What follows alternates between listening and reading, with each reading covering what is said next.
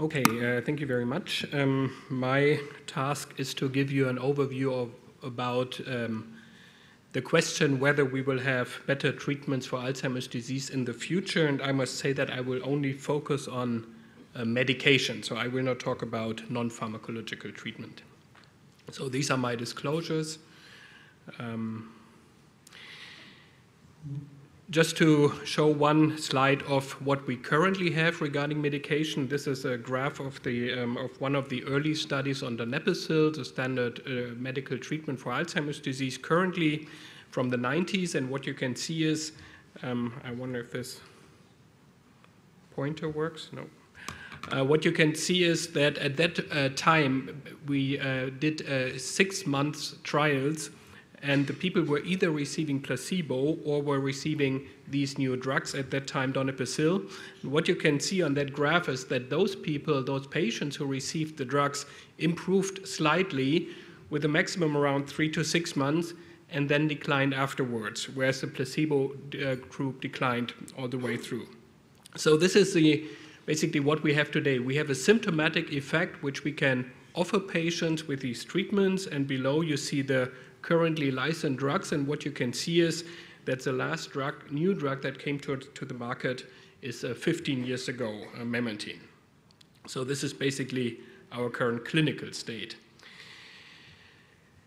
Based on the concept of donepezil, there are other drugs under development which in a way have a similar approach. They also try to stimulate the brain by impacting on what we call neurotransmitters, so communication compounds between nerve cells.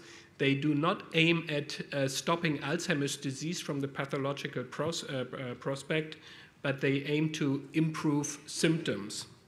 And here are 2 examples. For example, another cholinergic drug, a nicotininergic receptor agonist, which was unfortunately recently stopped due to severe side effects of the GI tract. Another approach is the serotonergic system, particularly antagonism to a particular receptor, the 5-HT6. And unfortunately, this compound also recently failed in a phase 3 trial. And this brought up some pessimistic views that symptomatic compounds are maybe not of particular promise. My personal view is that we should still try and follow this track of developing symptomatic compounds, so donepezil-like compounds, I would say, in addition to donepezil, for several reasons.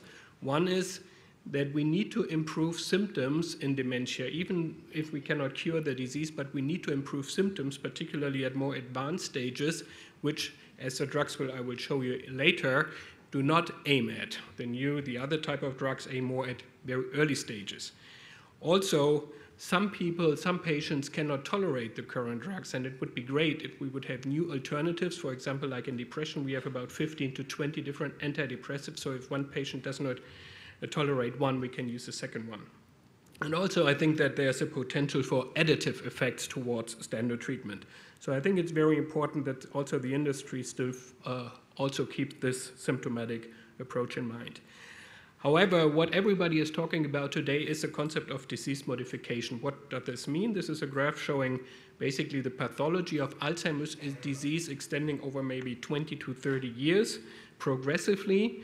Cognition stays stable over many years and then slowly declines, first passing through the stage of mild cognitive impairment and then towards dementia. This is where we are today. We have symptomatic treatment at the mild dementia stage, and this is about the effect we can achieve. Now, disease modification means that we actually slow the progression of the disease by impacting on the core pathology of the disease and thereby reaching a stabilization for the patient.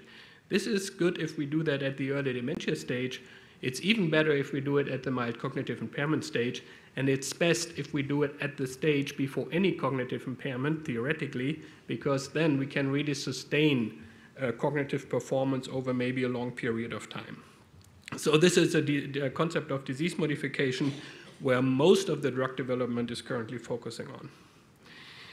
This is probably the most well-known paper in that field already from 1999 in the Nature journal, published by Dale Schenk. a study where the authors found that by injecting amyloid, so the core of the amyloid plaques in Alzheimer's disease, into basically the periphery of a mouse model of Alzheimer's disease, so not into the brain, the immune system of the mouse actually got rid of the amyloid plaques in the brain. And at that time, it was thought that that was the cure of Alzheimer's disease, and that Alzheimer's disease would be history within the next 5 years. So the other scientists took this approach of active immunization, vaccination against amyloid, and did a study, which is the famous AN 1792 study. In that study, patients with Alzheimer's disease received this type of vaccination. The clinical effect in that study was not significant, and also there were some cases of side effects. That's why the study was stopped. But the patients who were vaccinated were followed up longitudinally, and some of them died. And after that, the authors of this paper looked at the brain. And what they found is that there was actually a reduction of amyloid plaques, which you can see here, the brown dots, in some cases, not in all, but in some. And there was a correlation between the response of the immune system indicated by antibodies, which the body produced after this vaccination, and reduction of the plaques. So what worked in the mouse actually also works in man. However, what you can also see is when you look at this again, there's the mini mental state examination, MMSE, which you're all familiar with, 0. So also in these cases where there were no more plaques, also these patients had severe and progressed dementia. So that was a very great disappointment in humans. It is possible to remove the plaques, but it does not cause any effect on the symptoms.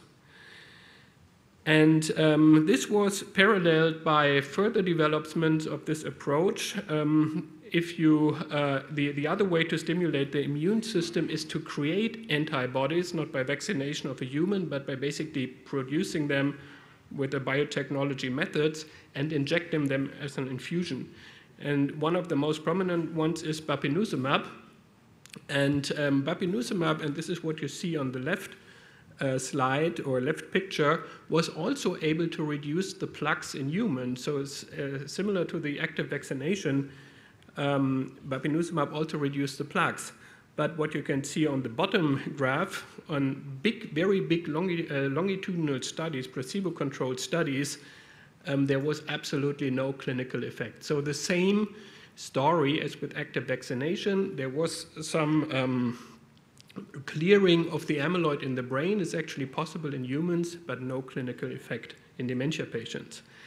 Now, there is a big hope now on one other antibody, which for the first time achieved both clearance of plaques in the brain and a reduction of the progression of the symptoms. On the right side, on the left side, you see these brain images where you can see that this is amyloid PET scanning. On the top row, at baseline and at the end of the study, the placebo group had basically the same amount of amyloid in the brain, whereas all the other groups who received this antibody had a reduction of amyloid. And what you can see on the right is that particularly after 1 year, after 54 weeks, there was a slowing in clinical symptom progression. The smaller the bar here of the CDR scale, the more stable the patient is. So the more of this compound was given, the more stable the patient is. So this shows that not all antibodies against A-beta are the same, against amyloid are the same. And maybe this is particularly valuable because it was not derived from mouse as all the other antibodies. It was actually derived from humans, very old humans who had amyloid PET scanning, had no amyloid in the brain, and the developers of this compound looked at the immune system of these people who grow very old without any amyloid in the brain and developed that compound out of human anti-amyloid antibodies. So that's maybe why this is a promising approach. So this compound is now being tested in very large trials. Now, these are some examples of ongoing studies. Now, when we look at the overall field of drug development in Alzheimer's disease as compared to other compounds, it actually looks quite good. So this is a graph showing how many drugs are in development in different psychiatric and neurological disorders. And what you can see is that Alzheimer's disease is actually one of the diseases where the most drug development activity is currently ongoing. However, there's one big problem with Alzheimer's disease, and this is shown on this slide. The success rate of drug development in Alzheimer's disease is extremely low.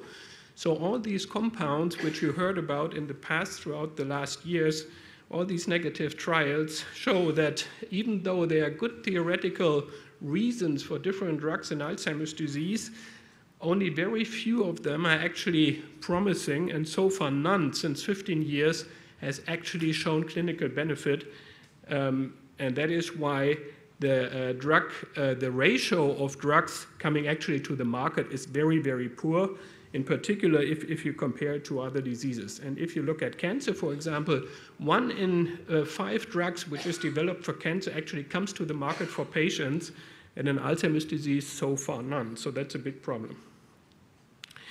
So the question was, are we getting closer to better treatments for Alzheimer's disease? I think yes, but we have to work hard and we have to achieve some things.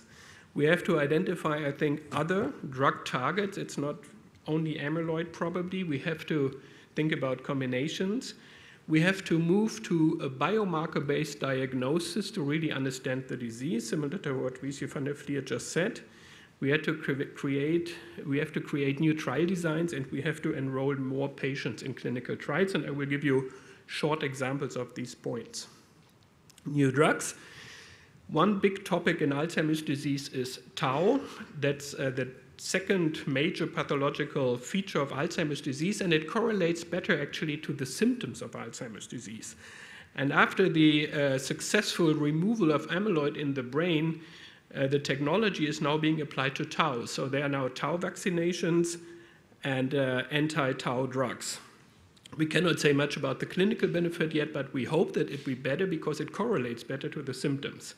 This is just one graph from a recent study from a company called AXA Neuroscience from Slovakia, so not one big US pharma company, but a small company from Europe, showing that it is actually possible to also achieve an immune response by vaccination with tau. So here you can see blood levels of tau antibodies against this pathological tau after vaccination. So there's big hope in the anti-tau approach.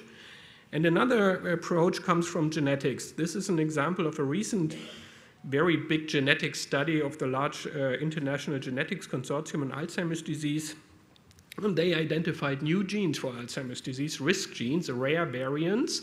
But if you have one of these rare variants, the effects are quite strong. This shows that the biology of these proteins are probably important for Alzheimer's disease. And interestingly, these new genetic findings point to the immune system. And there's more and more evidence that the immune system, particularly the innate immune system, which we were born with, is basically a driver of Alzheimer's disease. And it will be probably a very good target in the future to also look at inflammation drugs, anti-inflammation drugs. Biomarker-based disease concept. I think this is very important for all researchers, but also for clinicians and for patients. What we see today is based on the successful development of biomarkers that we have a change in thinking. We do not think anymore, or there's a process of not thinking anymore of Alzheimer's disease as a clinical dementia syndrome, but to think of Alzheimer's disease as a biological process which can be detected with biomarkers in terms of amyloid and tau. And the clinical symptomatology, whether it is without symptoms or with mild cognitive impairment or dementia, is only defining the stage of the disease, but not the disease. So this is a new concept. Alzheimer's disease is defined by biomarkers, and the clinical conditions is only the stage of the disease, but not the definition of the disease. This is a European concept by the IWG, and it is basically the same concept that has been agreed upon by the American working group, which will be published in the next year. And this will really change our thinking, what we mean when we talk about Alzheimer's disease, and will offer, of course, early treatment before dementia. New trial design. This is a very complicated slide, so I will not go through it. I will just only show you, just want to show you that the European Commission, European Union, is giving a lot of money towards Alzheimer's disease treatment strategies. One project is the EPAD strategy. It's called the European Prevention of Alzheimer's Disease Consortium. Alzheimer Europe is part of it.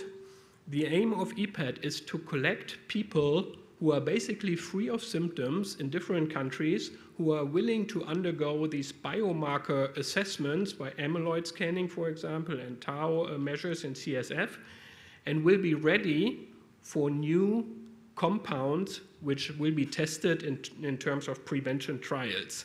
This is a trial-ready approach.